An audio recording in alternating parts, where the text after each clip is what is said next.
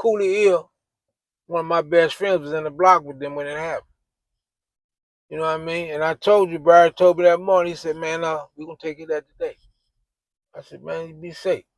And they killed him in the shower. They never went to court. Never went to court. So, who cares what Mike Marino says? I'm saying I was there. You know what I mean? I was there. I know why it happened. You know what I mean? And Stanfield knew they was going to kill him.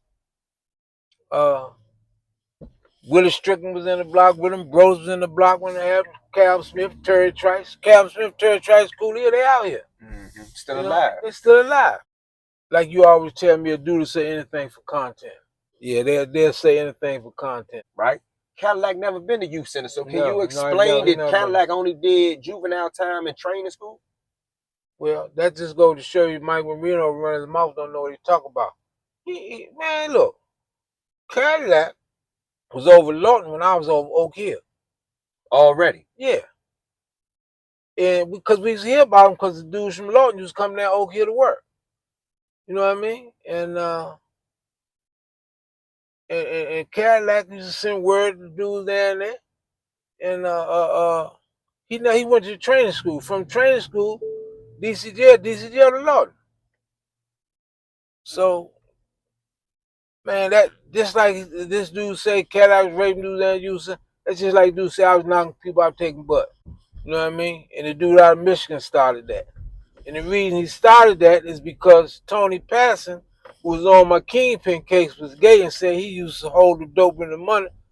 So the dude out of Michigan said something about how big the dude's butt was, and he measured it, and he making things up about the size of the dude's butt and what he could keep in his butt. You know what I mean? So the dude out of Michigan took that and ran with it and said, see, each interview he changes his narrative, he changes his story and adds stuff. Yeah, and like comics. Yeah, and stuff don't make sense. You know what I mean? Mm-hmm. Man, let me tell you something. Stuff like that, knocking somebody out, taking butter rip, man, that would have been on the street in the backstory of dudes for years if that would have really happened. You never heard nobody say no crap like that. Because it never happened. See, Eon, I'm learning with this internet stuff, a dude could say anything on there and get away with it if can't nobody touch him or get close enough. Because you ain't got to verify. Yeah, see, they ain't got to verify. They ain't got to show no facts. You know what I mean? I mean, and I done learned that a lot of times people don't want the facts, they just want the juice of the conversation. Yeah. Like a person like me and you want to really know. You see how when the Hoover thing came out, you said, yo, did they really let him out, E? Yeah, I said, man, did they let him out? What did they say?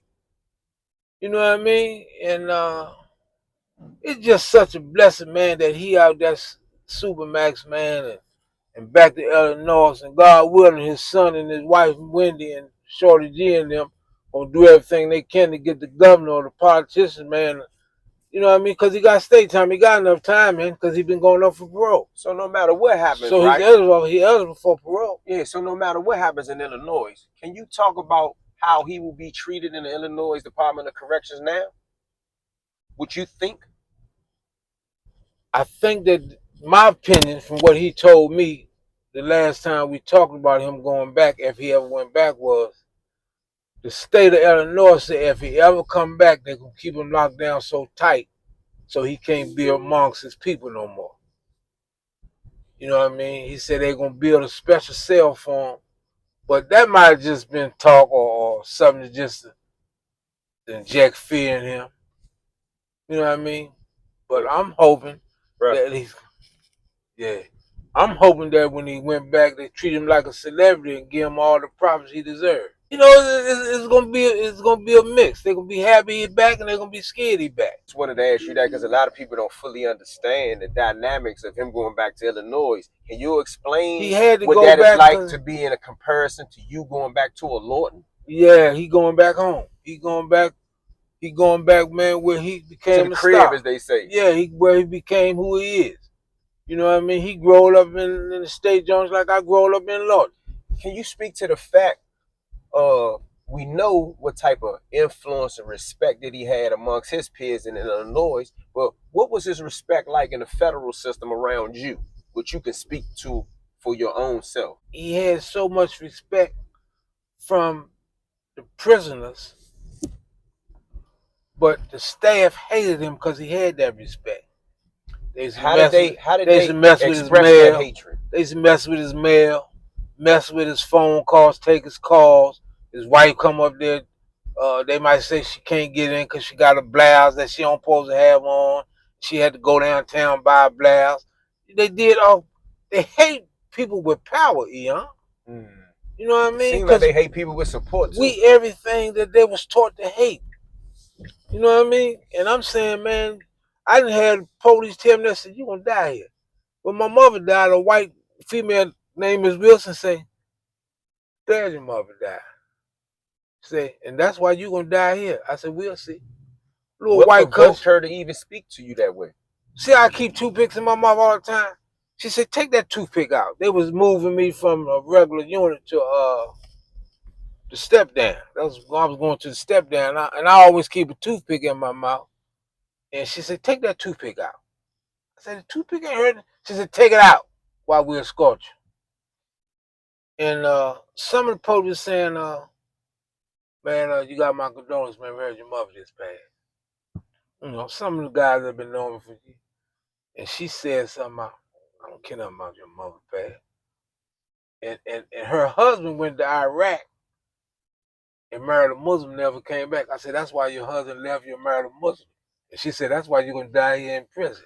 I guess that was just left a restaurant with some fried shrimp, beans, and rice from Peru. And Miss Wilson probably still shaking somebody down for minimum wage. In Fremont County or whatever they call that jump. Yeah, that's what it is, Fremont That's County. What it is? Yeah, Fremont County. I was going off memory. People want to know, man, where I was raised up, how my upbringing was, story. My family, yeah. But I want to say this before we go. Shout out, man, salute to Larry Hoover. I want his homies to let him know, man, that I send my love, my respect. Shout out to Shorty G. Shout out to Shorty G, my man. Shorty G, my man. Make sure you tell your boss, man, that I send my love, man. Because I know you're in touch with him because that's your man. And when he do come out, once he gets situated, I'm coming up there to sit down with him and have dinner with him, man. Let him know, man, that I'm pulling for him. And I know he gonna come out that stage on, man. Because he home. You know what I mean? I'm happy for you, Miss Wendy. I'm happy for Hoover's sons, his grandchildren, the old man out that dungeon, man. He out that hellhole. At least he can see his family regular. He ain't got to go through all that, putting the cop out in for a phone call and all that. So, man, shout out to you. Salute you, old timer. Much love and respect, man. And before we go, man, I want to say shout out and salute to my little brother, Tony O. Jones, who throw the party. I was just getting ready to remind you of that, okay. He throw the party, man. That's one of the first parties I went to, man. It was a blast. All the gangsters, old timers came out. Shout out to Tony O's wife, Wendy, who I met, man. I ain't forget you, Wendy. I know you wanted me to say something about you. Much respect to you, Wendy.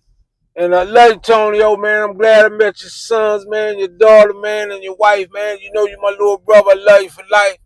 And I'm glad, man, you celebrated with me and Eddie Masters and Eon and all the men, man. Calvin and all us came out for you. Yeah, you know, because you always speak about how close Hoover and Wayne had gotten over the years. Now it seems like, you know, Wayne is out there now, and the only thing that we make it think about or pray about or wishfully think about is that Wayne will get a compassionate release or something, because, you know, a lot of guys that's out of y'all heard time, doing time, you know, everybody is wondering, will there be a compassionate release? Will there be a pardon? Looking at what happened with Hoover, how do you feel about Wayne's chances of anything at this time?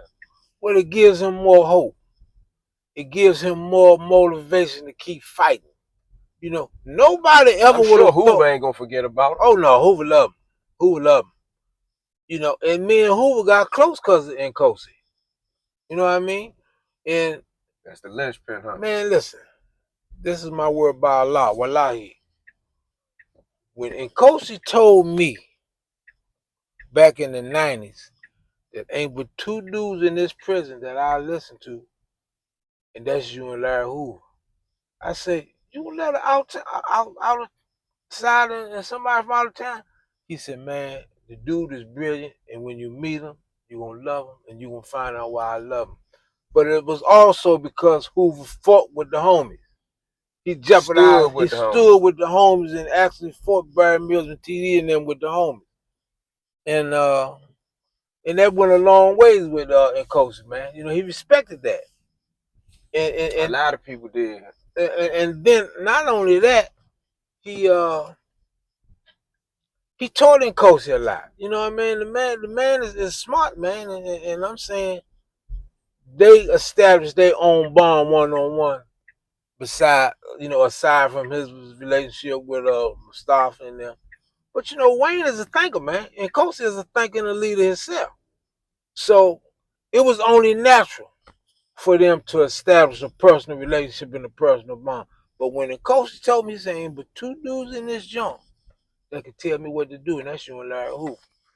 And I was shocked and amazed because me and Earl and Lulu, all us come up in the system where couldn't no outsider, nobody from out of town tell nobody out of DC what to do. Anything.